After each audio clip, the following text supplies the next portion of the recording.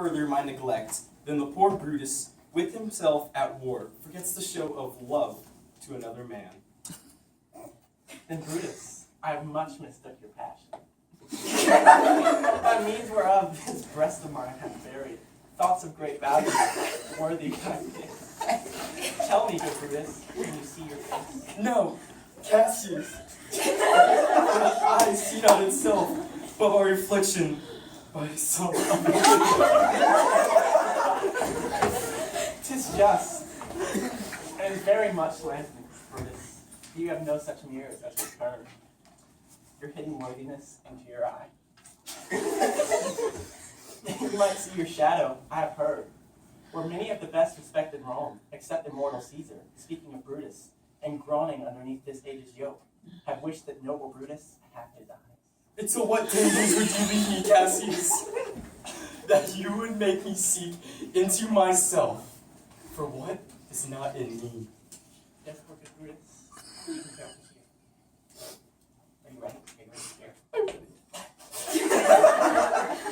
And since you know you cannot see yourself so well as by reflection, I, your glass, will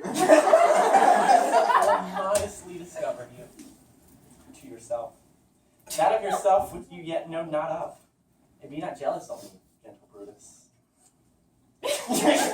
For I am a common laugher, or did use to stall with ordinary oaths my love to every new protester. If you know that I do fondle men and hug them hard, and after scandal them, or if you know that I profess myself in banqueting to all the rod, then hold me dangerous.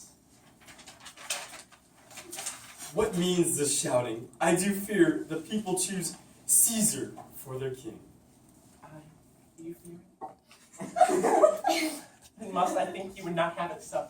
I would not, Cassius, yet I love him well. But wherefore do you hold me here so long?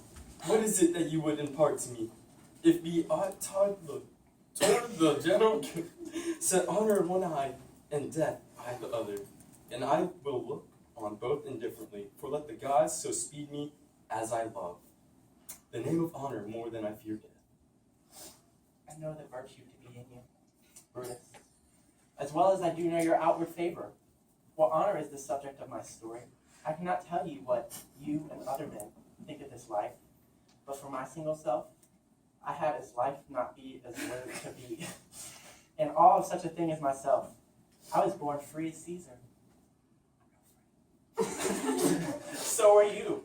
We both have fed as well, and we can both endure the winter's cold as well as heat. For once, upon a raw and gusty day, the troubled Tiber chafing with her shores, Caesar said to me, "Darest thou, Cassius, now leap in with me into this angry flood?" And swum to yonder point. Upon the word, accounted as I was, I plunged in, and bade him follow. So indeed he did. The torrent roared, and we did buffet it, with lusty sinews, throwing it aside, and steaming it with hearts of controversy. But ere we could arrive at the point proposed, Caesar cried, "Help me, Cassius, or I sink." And I, as Arenas, our great ancestor, did from the flames of Troy upon his shoulders, the old S bear, so from the waves of Tiber did I the tired Caesar. I did him. I did Caesar. And this man is now become a god, and Cassius a wretched creature, and must bend his body.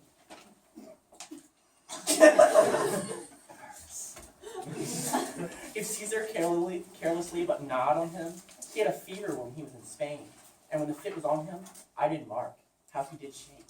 It's true. His